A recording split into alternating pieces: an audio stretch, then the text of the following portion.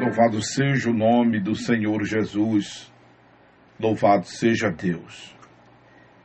Atos dos Apóstolos, capítulo 8. Vamos dar sequência à nossa ministração do livro de Atos, neste quadro, que é o quadro A Voz do Divino, momento em que lemos a palavra de Deus e ministramos. Eu já fiz a leitura, agora vamos fazer a abordagem desse capítulo 8 de Atos, um dos capítulos que muito tem inspirado minha vida ao longo desses 32 anos de fé. Louvado seja Deus. E daqui a pouco eu digo a você por quê. Bem, lembrando que esse capítulo 8 é uma sequência do acontecimento do capítulo 7, que termina o capítulo 7 falando do apedrejamento de Estevão. Não é? E eu estou explicando isso porque nem sempre um capítulo da Bíblia é sequência do outro. Nem sempre o texto sagrado segue essa ordem cronológica dos fatos. Já mostramos, inclusive, eu gosto sempre de exemplar isso, que o capítulo 4 de Esdras para o capítulo 5, o que na nossa Bíblia, na página, a questão de parágrafo, na história tem uma distância de 16 anos, por exemplo. O capítulo 4 para o capítulo 5 de Esdras. Na história tem um espaço de 16 anos. Só para você ter uma ideia. E segue essa mesma temática muitos textos do Novo Testamento. Não precisamente 16 anos, mas um tempo bem menor, um tempo também bem maior. Mas especificamente aqui o capítulo 7 para 8, nós temos uma sequência bem direta. Uma sequência bem direta, até por conta da concordância do texto. Você já leu o versículo 1 dizendo: e Saulo consentia na sua morte. Depois de dizer que com as palavras: Senhor, não lhes imputes estes pecados, palavras que foram proferidas por Estevão, quando, cheio do Espírito Santo, estava com os olhos fitados no céu, vendo a glória de Deus, Jesus à sua direita. Disse ainda que via o céu aberto, o filho do homem em pé à destra de Deus.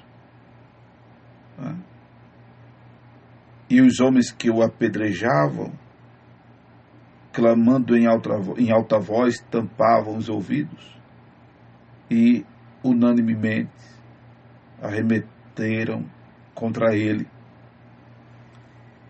lançando fora da cidade, o apedrejando, enquanto as testemunhas deixavam suas vestes aos pés de um jovem chamado Saulo. Estevão era apedrejado e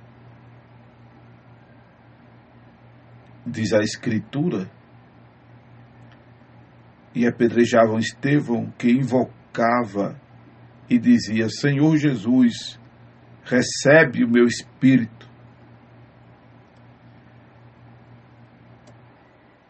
E, ajoelhando-se, clamou em alta voz: Senhor, não lhes imputes estes pecados. Aí, com estas palavras, ele adormece. O jovem, que já vimos no versículo 58 do capítulo 7, chamava-se Saulo.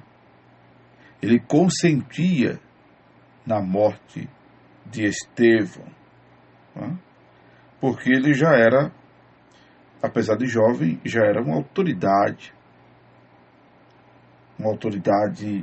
policial, uma autoridade religiosa, já tinha um poder de influência muito grande, o jovem Saulo, que poderia mediar ali a situação, né? Tirar por menos, como seu próprio mestre Gamaliel fez em outras ocasiões, de inclusive dizer aos seus contemporâneos, né, dos acontecimentos que haviam ocorrido em outras épocas e que, por não serem de Deus, não se perpetuaram. A gente até pontuou isso, né, na abordagem que fizemos do referido capítulo que trata deste assunto. Mas não, Saulo simplesmente consentiu. Ele vem dizer em uma das suas epístolas que equivocadamente, com zelo, guardava as coisas de Deus. Saulo chega a dizer, quando depois, né, já aparece no cenário bíblico com o nome de Paulo, que esse consentimento, por exemplo, da morte de Estevão, foi um zelo errado nas coisas de Deus. É disso que nós temos sempre batido aqui na tecla. Um zelo errado. Muita gente fazendo as coisas com alguns até com boas intenções, né? Porém, fora dos princípios estabelecidos por Deus. E alguns sem estar verdadeiramente com o coração reto diante de Deus. Eu estou usando a expressão que foi proferida pelos apóstolos ao mágico chamado Simão, que aparece aqui no contexto, que a gente vai chegar lá. Há os que estão cheios de boas intenções, porém equivocados, e há os que intencionalmente agem assim, e os que agem intencionalmente de má fé. O caso aqui no momento de Saulo era um zelo errado, que ele mais tarde, em uma das epístolas, revela ter tido pelas coisas de Deus. Porque ele entendia que Estevão era um herege. Ele entendia que Estevão, como o haviam acusado, estava pregando contra a lei de Moisés, né? Estava incitando o povo contra os princípios judaizantes. E aí,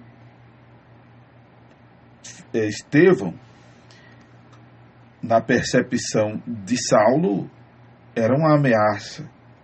Então deixa esse cara morrer, é a concepção dele. A gente vai mais na frente, obviamente, voltar a este assunto. Seguindo aqui o texto, que é uma das coisas que eu quero pontuar nesta oportunidade, levantou-se grande perseguição contra a igreja em Jerusalém, e todos, exceto os apóstolos foram dispersos pelas regiões da Judéia e Samaria. Teologicamente falando e historicamente falando, a gente observa aqui que a perseguição levantou-se contra a igreja em Jerusalém por conta não de uma indiferença, não por conta de uma passividade, não por conta de uma negligência da igreja, para que se cumprisse o ide de Jesus até os confins da terra, a Judéia, Samaria e até os confins da terra. Porque há uma alegação de que a perseguição virá para que a igreja pregue o evangelho. O texto bíblico revela que a igreja que sofre a perseguição por conta de pregar o evangelho é diferente. A perseguição não vem para a igreja pregar o evangelho aqui no texto. No texto, a perseguição vem por causa da igreja estar pregando o evangelho. Estevão estava pregando o evangelho em Jerusalém. E você percebe na narrativa do livro de Atos que antes dele, quem passou por momentos difíceis fora Pedro e João. Inclusive, na epígrafe da Bíblia atualizada, no capítulo 4, o começo da perseguição.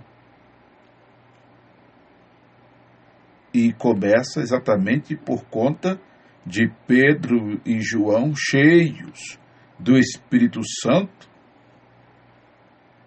louvado seja Deus, pregar o Evangelho e enfrentar ali os anciãos, enfrentarem ali o povo. Louvado seja Deus. Então, o que eu quero pontuar, amados, é que a perseguição vem quando a igreja procura ser autêntica. Quando a igreja, ela se constitui uma ameaça. A igreja. Esse segmento evangélico, do jeito que está, não o evangelho de Jesus, mas o segmento evangélico, o que, melhor colocando, o sistema denominacional do jeito que está, isso não incomoda. Não incomoda o mundo, e muito menos Satanás.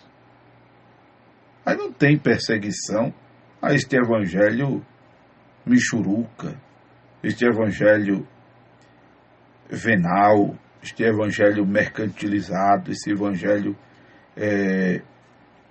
politicamente correto, este evangelho eleitoreiro,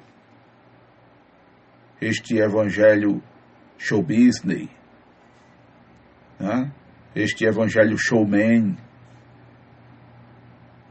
Não há incômodo, não há uma perspectiva ameaçadora do jeito que a coisa está por aí. Então, se depender, como eu já disse e volto a dizer, deste evangelho que está sendo pregado, Jesus vai demorar a voltar. Ainda bem que, como o evangelho de Jesus transcende o segmento evangélico, ainda bem que a igreja de Jesus transcende o sistema denominacional, né? Aí sim, louvado seja Deus, podemos contar que Jesus Cristo está voltando. podemos afirmar que Jesus Cristo está voltando. Podemos nos assegurar que Jesus Cristo está voltando. Porque há Elias, há João Batistas, há Estevãos, há Pedros e Joãos cheios do Espírito Santo nos dias de hoje. Há João Batista nos dias de hoje. É como que achar uma agulha no palheiro, mas existe. Louvado seja Deus. São os que defendem o verdadeiro evangelho, os que se constituem uma ameaça para Satanás, os que se constituem uma ameaça ao sistema mundano. Louvado seja Deus. Louvado seja Deus. E aí acontece a perseguição.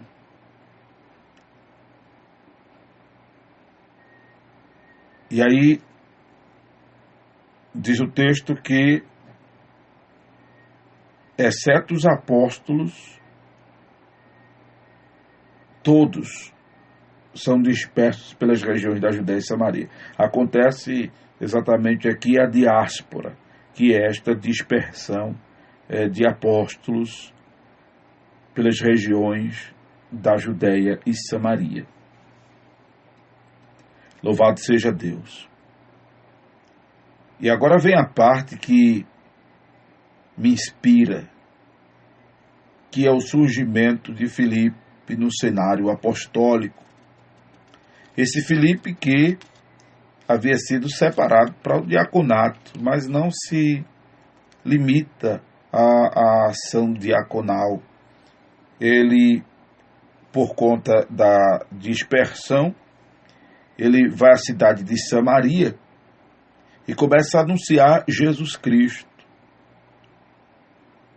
Glória a Deus. Aí você diz, pastor, por que ele inspira esse texto de Atos? Porque quando eu li isso aqui, pela primeira vez eu me lembro, em meu espírito veio o desejo de ser uma bênção. Veio o desejo de falar de Jesus, ardentemente, com autoridade, com ousadia. É muito emocionante quando Pedro ora, pedindo para que Deus dê aos seus servos autoridade, ousadia, poder, enquanto eles pregassem a palavra. Me emociono muito quando leio aquilo. Mas o que me inspirou de maneira muito consciente, transcendeu o emocional, se bem que não é só o emocional, né, da leitura, da oração de Pedro, é algo do Espírito realmente, que tem me afetado todas as vezes que leio. Mas, na ocasião, eu calculo 32 anos, no momento em que estou fazendo essa abordagem, nesta madrugada de sábado, dia 26 de maio de 2018, eu calculo que há 32 anos atrás, meu espírito foi impactado com isso aqui, né? Com esse registro da ação missionária, da ação apostólica de Filipe. Eu desejei maior intimidade com Deus na minha vida. Eu desejei maior sensibilidade espiritual. Eu desejei saber do nome de Jesus sendo glorificado através da minha vida.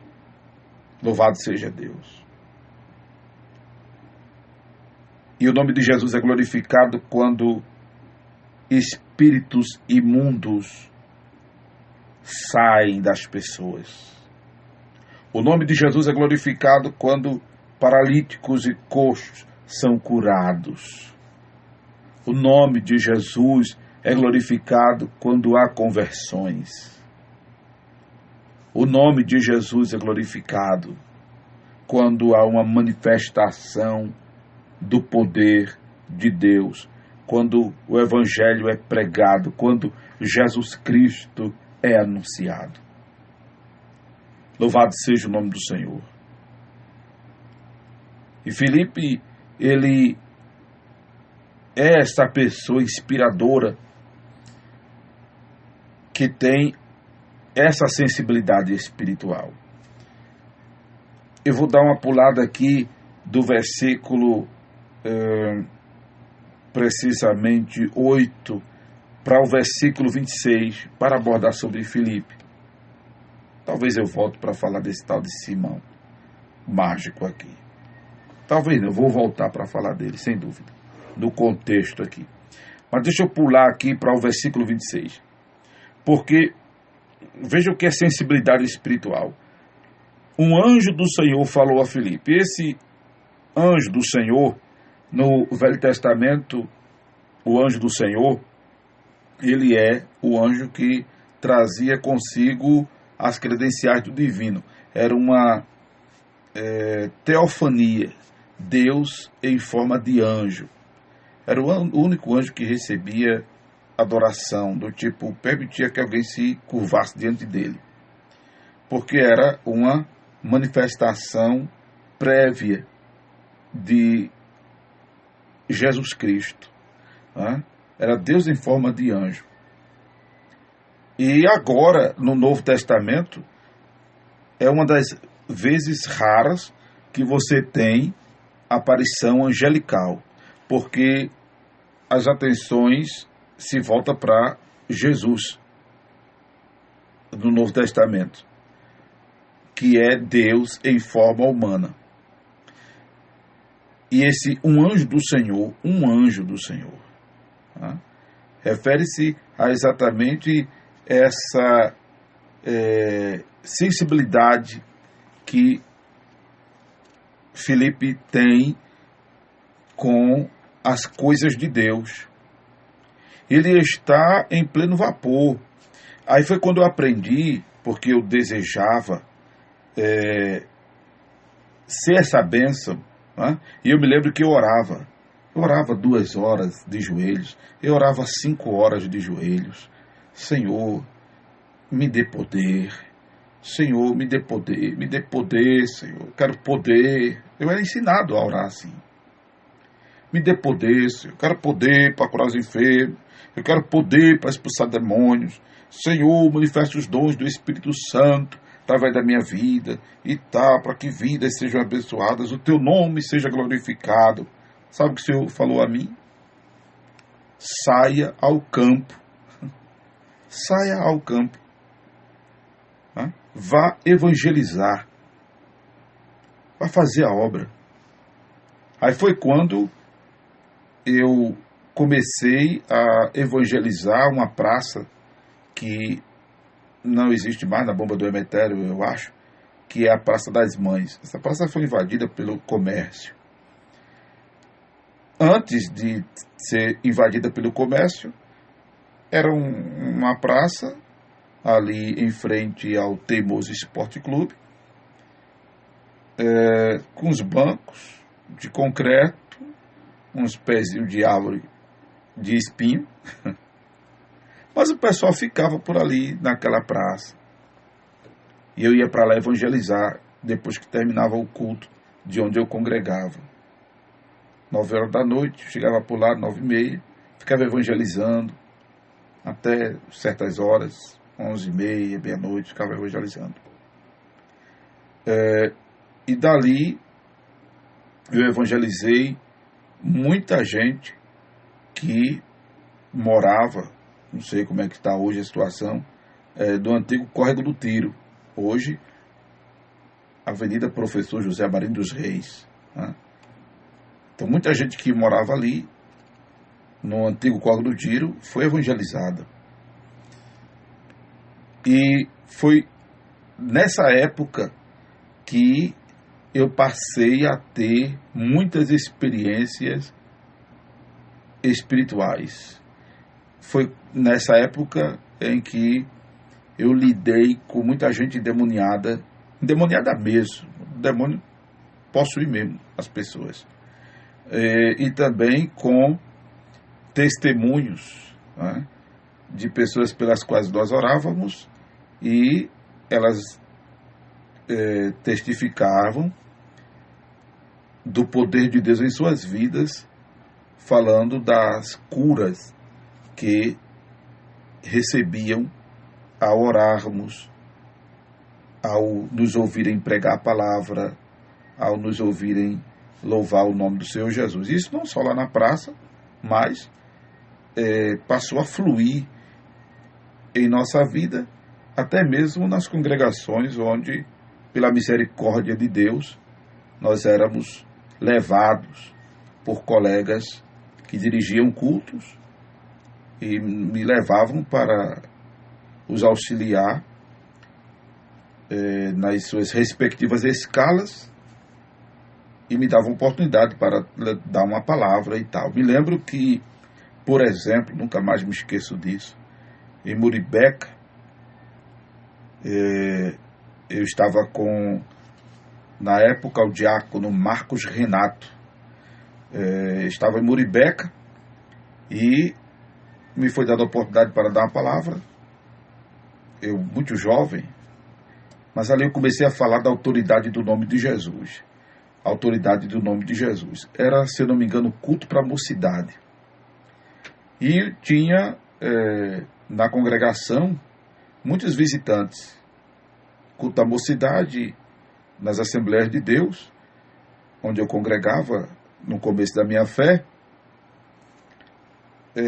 Normalmente vem as congregações, mandam as campanhas evangelizadoras, mandavam representantes. E tinha uma irmã que estava representando a campanha de onde ela fazia parte. E a bichinha mal podia falar, né, para representar a campanha que ela estava ali para fazer. Mas ela disse que, quando foi dada a oportunidade a ela, que chegou sem condições de falar. Mas todas as vezes que eu pronunciava o nome Jesus, toda vez que ela ouvia isso, toda vez que eu pronunciava o nome de Jesus, ela ia sentindo um alívio na garganta dela, até que não tinha mais incômodo, não tinha mais arranhão, não tinha mais inflamação, não tinha mais dor. Ela disse: eu estou curada, louvado seja o nome do Senhor Jesus. Uma outra situação foi no alto do Eucalipto, culto de oração. Eu me lembro, glória a Jesus, estava também com o irmão Marcos Renato, na época era diácono. E nesse culto de oração a igreja estava lotada, glória a Jesus.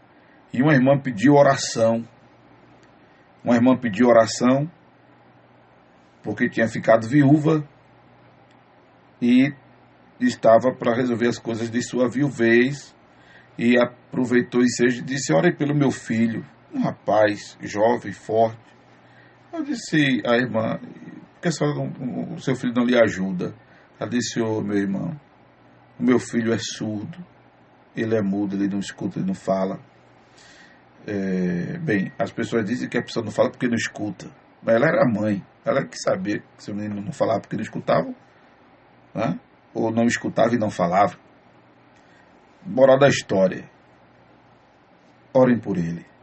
Aí o Espírito Santo, irmão, glória a Deus, como é bom o crente estar envolvido na obra, aleluia, me deu uma direção.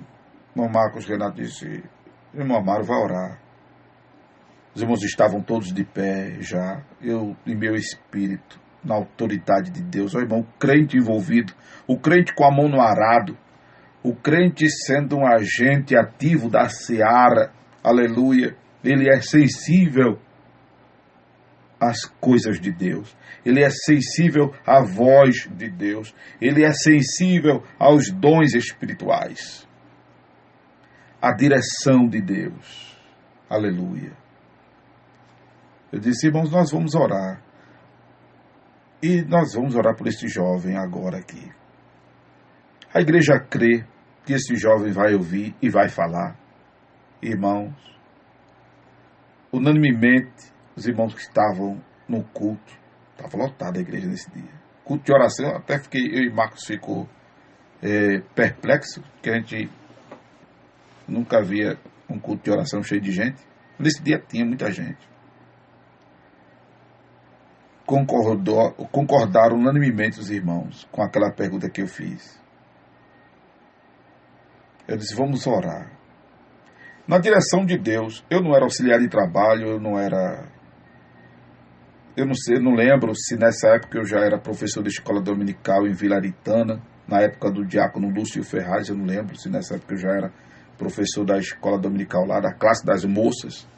Eu não lembro se nessa época eu já era professor do discipulado em Mangabeira, eu não lembro exatamente isso, mas assim, eu não tinha nenhuma função maior do que essas que eu acabei de vos dizer, onde eu congregava, em Mangabeira ou em Vila Aritana. Eu sei que eu disse aos irmãos, eu vou orar por esse jovem. A igreja crê que Jesus vai fazer ele ouvir falar. Eu não sei quando eu vou voltar aqui, mas quando eu voltar, esse jovem vai estar ouvindo e falando. E oramos. Desci do púlpito, que ele tem um cercado de madeira, não sei se ainda tem. Desci do púlpito, fui lá onde estava o jovem, porque me lembrava das palavras de Jesus. Os sinais seguirão os que crerem. Em meu nome porão as mãos sobre os enfermos e eles serão curados. Eu não pedi a Jesus isso. Veio a oportunidade. Mas não foi de mim aquilo simplesmente. Eu estava na ativa, como diz a história. Eu estava em pleno exercício da minha vida cristã. Precisa muita coisa não, amados. Basta você estar em pleno exercício da sua vida cristã. E qual é, pastor, o meu exercício da vida cristã? É estar orando, é estar jejuando, é estar frequentando os cultos onde você... estar frequentando os cultos onde você congrega, obviamente. É você estar evangelizando, envolvido na obra. Glória a Deus. Sendo um agente ativo da seara, estando com a mão no arado, com o coração no céu, olhando para Jesus, o autor e consumador da fé. E aí flui a direção de Deus. Aleluia. Desci, pus as mãos sobre a cabeça daquele jovem, numa direção de Deus. Coloquei a mão, como se faz uma abordagem à vítima traumática. Botei minha mão em seu ouvido. E em nome de Jesus, oramos. Não lembro exatamente como foi a oração, oramos. Foi feito o culto, terminamos, vamos embora. Fui para Maceió fazer uma obra, glória a Jesus. Na volta, caminhando pela Avenida Norte, não lembro exatamente qual era o meu itinerário, se sentido subúrbio, sentido cidade, não lembro exatamente. Do outro lado da via, irmão Marcos Renato. Amaro! Quem conhece Marcos Renato, em Casa Amarela, sabe que ele é um caba alto, forte, tem um vozeirão terrível. Amaro! Gosto muito de Marcos Renato. Lembra daquele jovem? Ele está ouvindo e está falando. Aleluia. Oh, glória ao nome de Jesus. Experiências assim. Por isso que eu digo a você que esse trecho de Filipe sempre foi muito inspirador para a minha vida. Louvado seja Deus. Tá? E segue a Escritura. O versículo 29 diz que o Espírito disse a Filipe. Filipe está sensível à voz de Deus, à direção de Deus. E o Senhor vai guiando ele. Vai guiando ele. Tá? Mandando que ele se aproximasse do carro, acompanhasse o carro. Glória a Deus. E aí foi quando também, ao se aproximar do carro, ele pergunta ao jovem se ele entende o que está valendo, o eunuco. Eunuco não é porque jovem, não é porque era eunuco, não, nem eunuco porque é jovem, não. Eunuco, você sabe, eunuco, Jesus disse que há 3 tipos de eunuco. Há o que nasce eunuco, o que é feito pelos homens e o que se faz eunuco. Que é a pessoa que não é, o termo hoje usado é homoafetivo. Ele não é homoafetivo, mas também ele não sente atração pelo sexo oposto. Se ele aqui era nascido, feito, ou se fez, eu não sei, sei que era eunuco. Ele não era homoafetivo, mas ele era uma pessoa que não sentia atração pelo sexo oposto. Por isso que ele era uma pessoa de confiança, da rainha dos etíopes. Ele era um alto oficial de Candace. Então, ele estava lendo o livro do profeta Isaías. Aí Filipe lhe pergunta se ele entendia o que lia. Ele não sabia se o profeta falava de si mesmo ou de um outro. Foi quando diz o texto, então Filipe, versículo 35, então Filipe explicou, e começando por esta passagem da Escritura, anunciou-lhe a Jesus. Foi quando o Senhor também me despertou a buscar conhecer a Escritura Sagrada. E para conhecer a Escritura Sagrada, tem que ler a Escritura Sagrada, tem que ler a Bíblia. Tem gente que quer conhecer Bíblia estudando seminário, estudando em seminário por aí. Eu venho dizendo isso há muito tempo aqui, ao longo desses, só aqui nessa emissora que eu estou, eu digo isso há 11 anos. Somando o tempo das duas, eu venho dizendo isso durante 17 anos, só nas madrugadas do Rádio Pernambucano. 17 anos, só nesse momento, dia 26 de maio de 2018, fazem 17 anos, glória a Deus, e precisamente 11 dias que eu venho falando isso nas madrugadas do Rádio Pernambucano.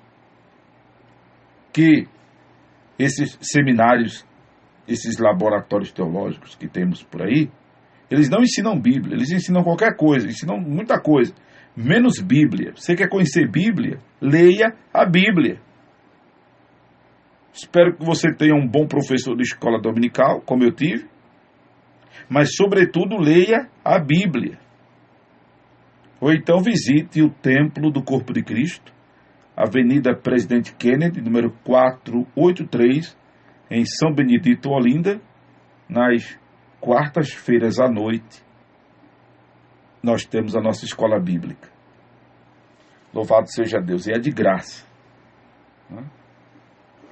Ou então seja um ouvinte assíduo do programa Acorda a Bênção nesta emissora. Em nome do grande Senhor Jesus. Mas, ainda assim, você tem que ler a Bíblia.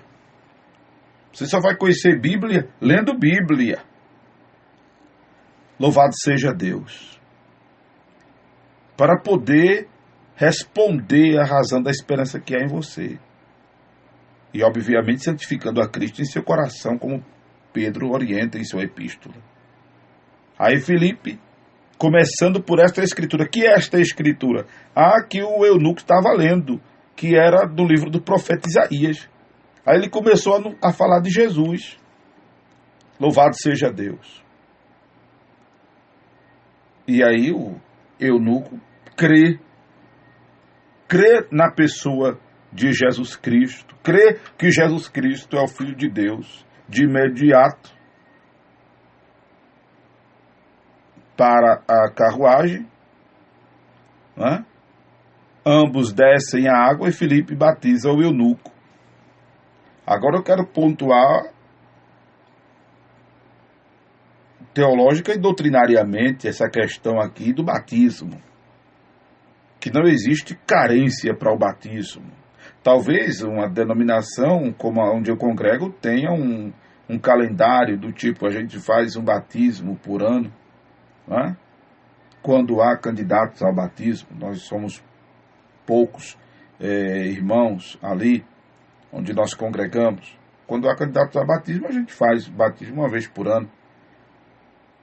Mas não significa que as pessoas que se converteram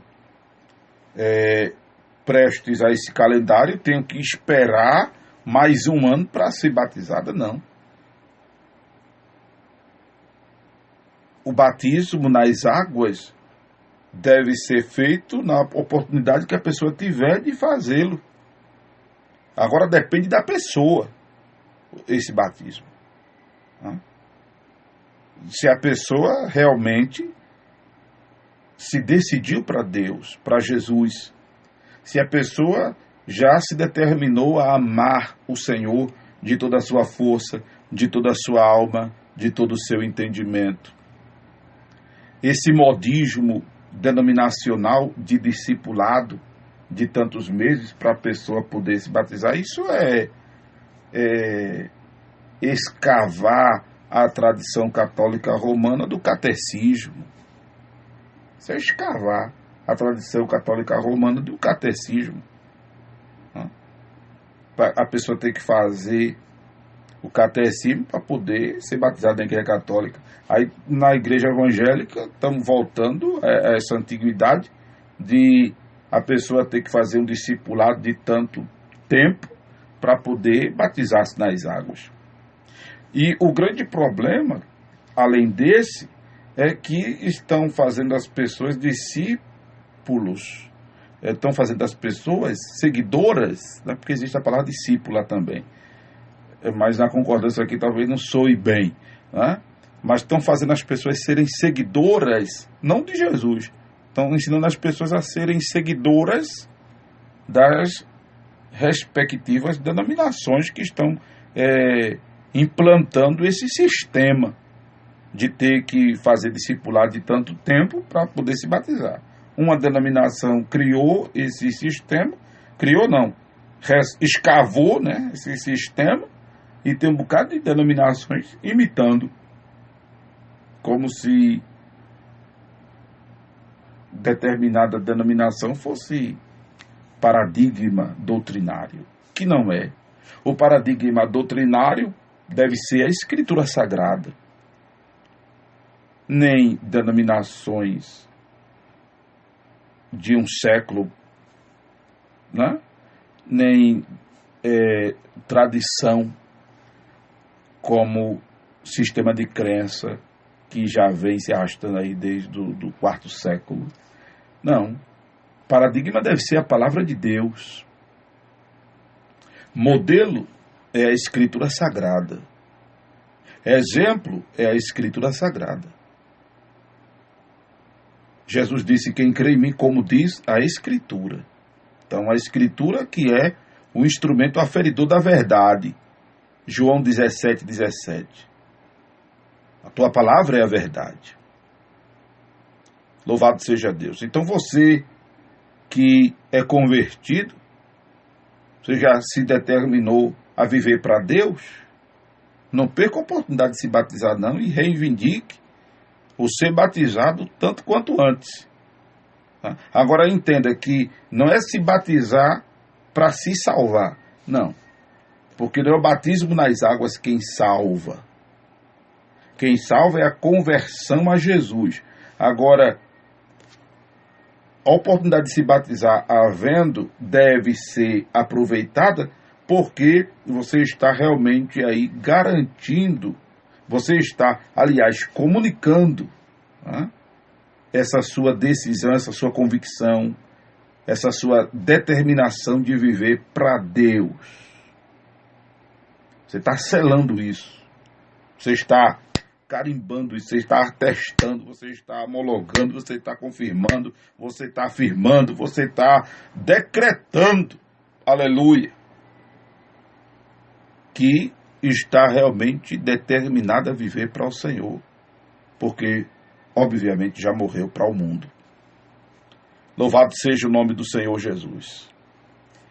E aí o batismo acontece, glória a Deus, eles saem da água, e diz a Escritura que quando saíram da água, o Espírito do Senhor arrebatou a Filipe.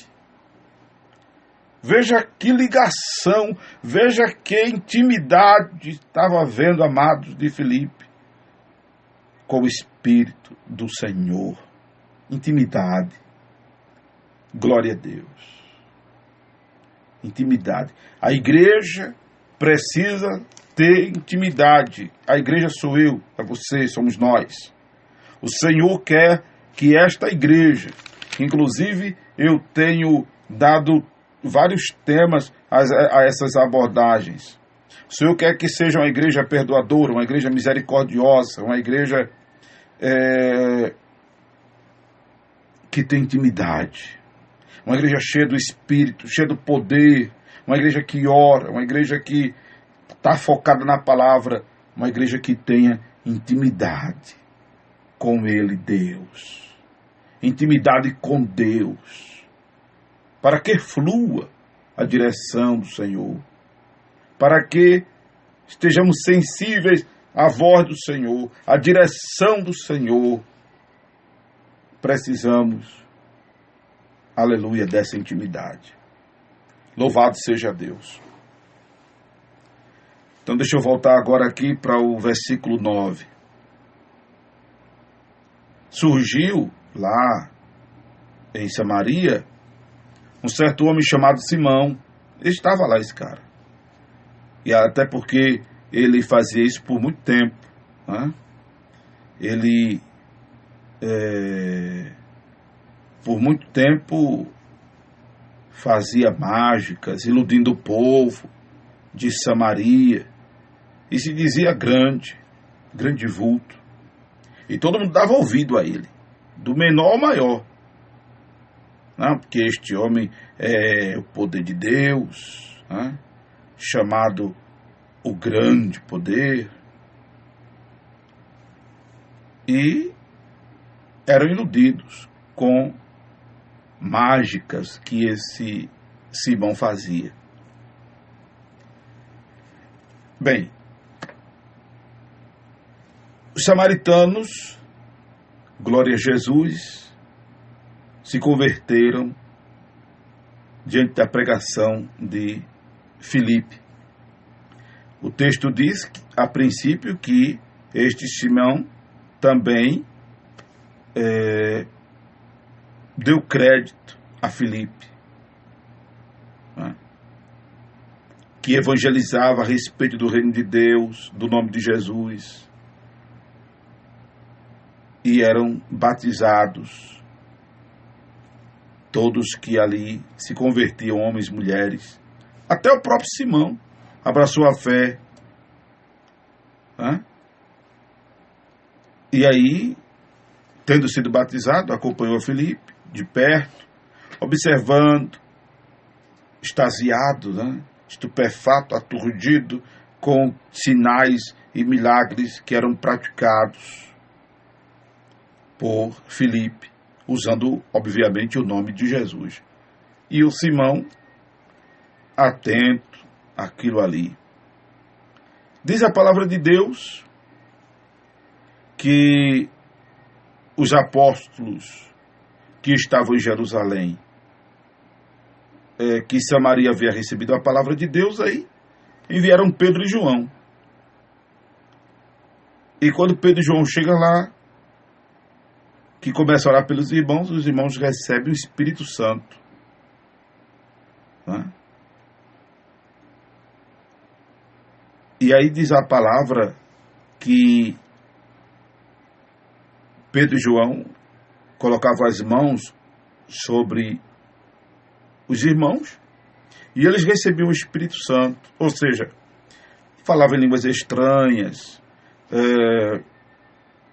passavam por essa experiência extraordinária, né?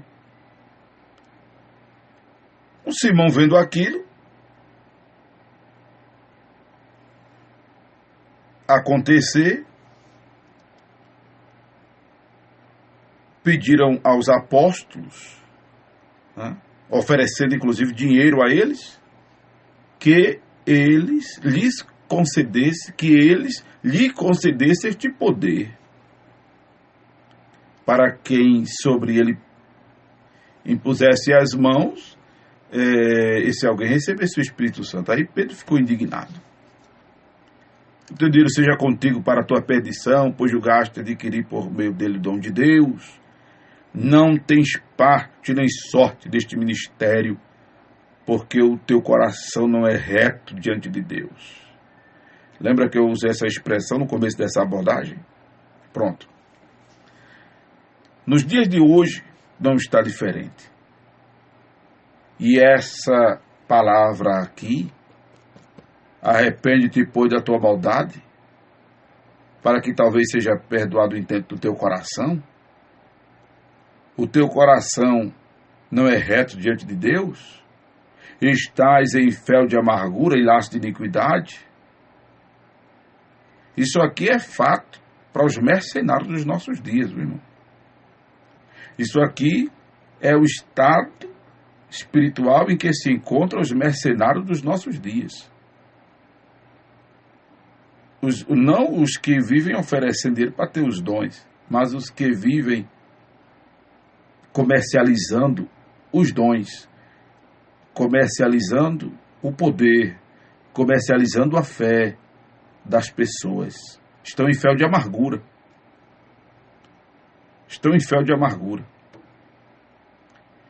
Porque o coração não é reto diante de Deus, não estão nem aí para as almas, estão aí com seus bolsos, né? Estão aí com suas qualidades de vida social, estão aí para estarem ostentando, estão em fel de amargura. O intento do coração não é bom.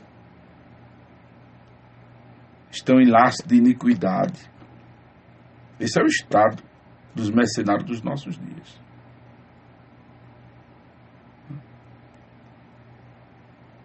Porque estão fazendo o evangelho meio de vida. Estão fazendo o evangelho comércio. Isso atrai maldição para suas vidas, porque o princípio é dar de graça o que de graça recebemos. Amém? Louvado seja o nome do Senhor Jesus. Espero que Deus tenha falado ao seu coração nesta abordagem, porque você ouviu a voz do pastor Amaro falando ao seu ouvido, mas se lhe impactou de alguma maneira essa ministração, aí o que você ouviu foi a voz de Deus, a voz do divino.